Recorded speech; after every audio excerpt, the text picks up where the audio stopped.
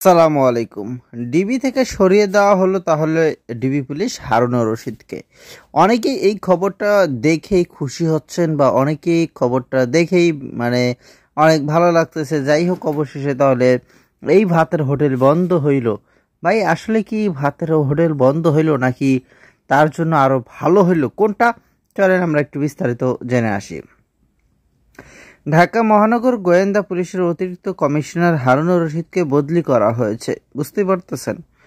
বুধবার ঢাকা মহানগর police commissioner Habibur Rahman স্বাক্ষরিত অফিস আদেশে তাকে বদলি করে ডিএমপির অতিরিক্ত কমিশনার ক্রাইম অ্যান্ড অপারেশন পদে পদায়ন করা হয়েছে। হারুনুর রশিদের জায়গায় ডিএমপির গোয়েন্দা বিভাগের দায়িত্ব দেওয়া হয়েছে ডিএমপির অতিরিক্ত কমিশনার আশরাফুজ্জামানকে। তিনি ডিএমপির অতিরিক্ত কমিশনার হিসাবে লজিস্ট ফিন্স অ্যান্ড প্রকিউরমেন্টের দায়িত্বে ছিলেন। যাই হোক, বুঝতেই পারছেন যে ডিবি পুলিশ হারুনুর রশিদের কিন্তু পদ নিচে যায়নি, বরং আরও উপরে গেছে।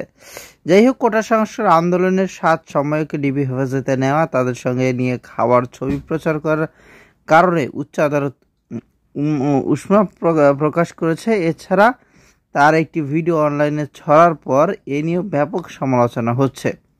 এই হচ্ছিল বর্তমান পরিস্থিতি। জনগণ অনেকেই ভাবতেছে বা নিউজটা দেখার পর ভাবতেছে তাহলে আমরা হয়তোবা এই ডিবি থেকে রেহাই পাইলাম। ভাই, রেহাই পান নাই কে, আরও ঝামেলায় পড়ছেন, অপেক্ষা করেন।